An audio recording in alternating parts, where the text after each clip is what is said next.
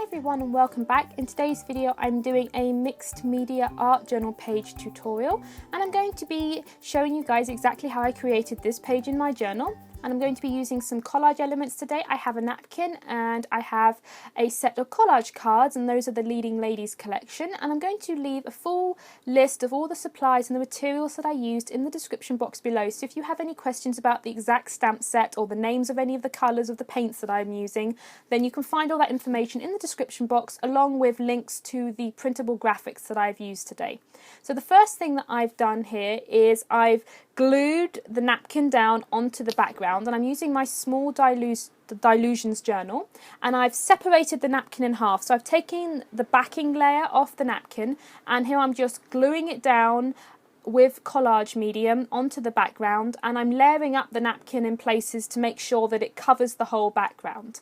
And this is a really pretty napkin, and I've been saving it for a long time to use on a journal page.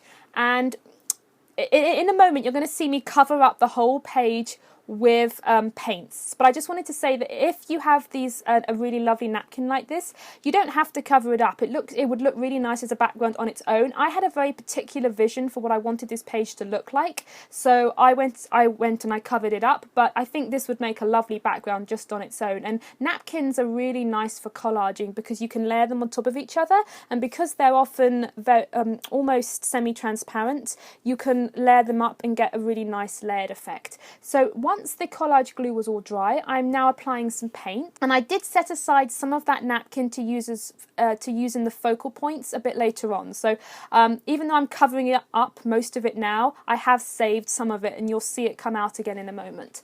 So I've applied some white gesso there, and now I'm using some dark green acrylic paint, and I'm using a card instead of a brush to apply the paint because I want to get a very random textured look, and I also kind of want the paint to skip along the bumps and the textures of the napkin. And that's one of the reasons why I wanted to, when I glued the napkin down, I didn't smooth it out too much. I wanted to get some texture, and I wanted that texture to show through. So here I'm going in and I'm adding some stamping, and I have a set of stamps from Bo Bunny. They're just like little texture stamps, so there's some circles, some lines, and they're really nice for this sort of mixed media background art journalings because they create lots of texture very easily. Now, if you don't have a stamp set, you could use supplies that you have around the house, like bubble wrap. Here I'm using some bubble wrap, and I'm just inking up the bubble wrap like I would a stamp, and I'm just stamping it down onto the page, and I really loved the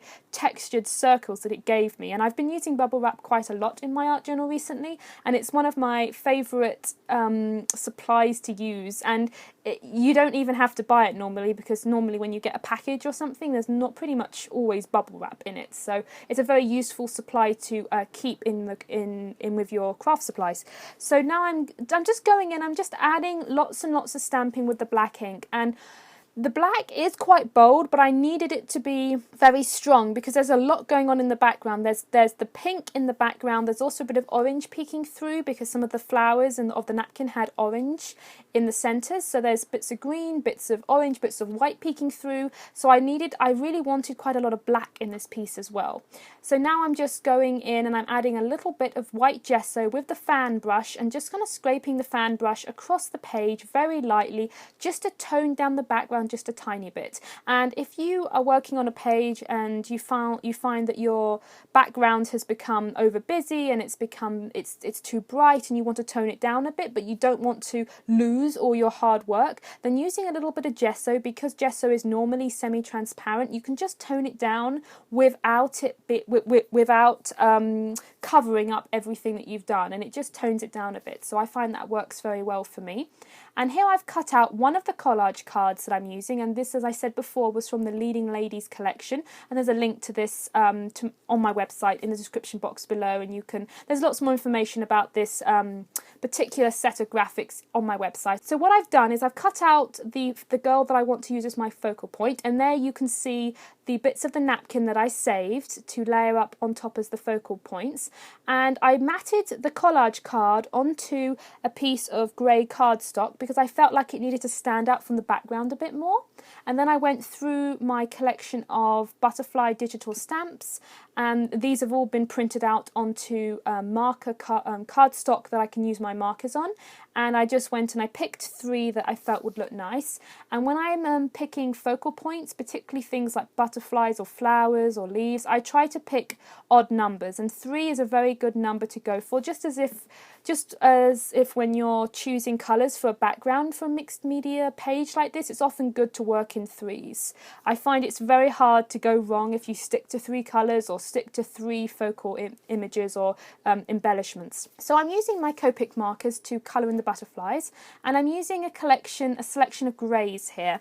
And when I was working on this page, I decided to use greys for a number of reasons. First of all, the collage card that I'm using, she was in grey. She's a grey tone card, and I wanted the butterflies to match. Now, I could have done the butterflies in pink or in green, but I really wanted, there was so much going on in that background that I felt like the butterflies needed to, I almost wanted to make them white, but not quite. So I felt like the grey would really work well with this page. And I was also following a few prompts when I was making this page. I often like to use, to follow along or to use some prompts as a starting point when I'm working in my art journal. Not all the time, but it's often fun, and it's often a nice way to kind of kickstart the creativity. And I'll leave a link to the lady who created the prompt list that I use, and this is the Take 5 prompt list, and this is the selection of prompts. I think it was from February, and I'll leave a link to her channel and the Take 5 collaboration list and all that information in the description box below. Basically, it's a group of YouTubers, art journaling YouTubers, who get together once a month and they pick some prompts and they all make a page in their art journal. I'm not officially part of their group or anything, it's just I quite like using the prompts. The prompts included using a napkin, butterflies, dragonflies, use bubble wrap, add paint with a card, and they also included the colours black, white and grayscale. And I've never really used, I don't use a lot of grayscale in my journal pages. I'm usually very, very colourful, but I felt like it was a really good opportunity today to really just try to use grey in my focal points and to pull out the grey and the black and the white as much as possible. And that's one of the reasons why I covered up the napkin in the background, was that I wanted the colours to be there so that you knew they were there in the background, but I didn't want them to be overpowering the foreground, and because I knew I would want to use greys in the focal points. So that's one of the reasons why I painted over that napkin. So I'm going in with some cool grey Copic markers and some warm greys, and I'm just doing a little bit of shading. I'm not doing anything too advanced, just adding a little bit of dimension to the butterflies. And I've chosen 2 larger butterflies and 1 smaller one. All the digital stamps that I create come with larger and smaller versions of each of the stamps, so that you can mix and match the sizes, which helps to create a more interesting look on the pages. I've included this little real-time clip of me fussy cutting out the butterflies because I wanted you to see how much time it takes me to cut them out. It takes me a long time to fussy cut things, and I have to be very careful. And when I cut them out, I also left a little white border all the way around the outside, because again, that just helps them to pop out from the background.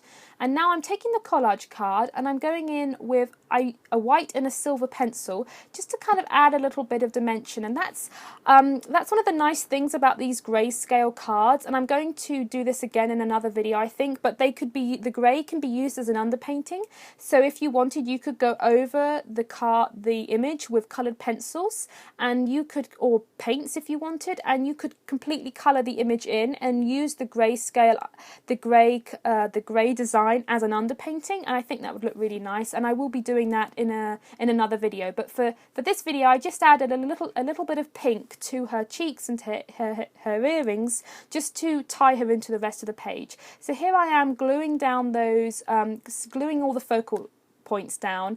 And I like to lay things out, move things around a little bit, experiment with how I want things. And I glued down the napkin. And because the napkin, as I said, is semi-transparent, when it dried, you could still slightly see the background through the flowers that I put on top, and I really love how that turned out. Now, if you were using a napkin but you wanted it to stand out a lot more, you could glue the napkin first onto a piece of paper or a piece of cardstock, onto white paper, and then you could cut it out and then glue it down, and then you wouldn't get that semi-transparent effect with the napkin. But I think it worked really well for this piece. I really like how that worked because it kind of blended into the background, and I felt like that was very effective. And then I glued down all the butterflies and arranged them on the page, and now I'm just kind of going in and I guess it's adding some detail, but I also ended up fussing a little bit as well. It's very easy to do that at this stage on the page.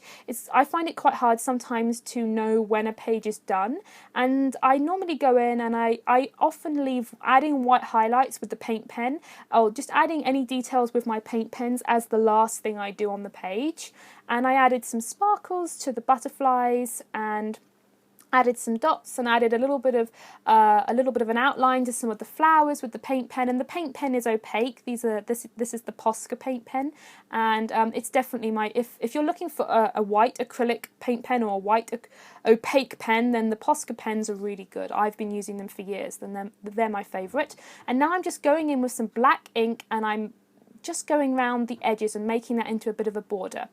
And that's the last step on the page. I really hope you enjoyed this mixed media art journal page tutorial, and if you have any questions, make sure you leave them down in the comments below.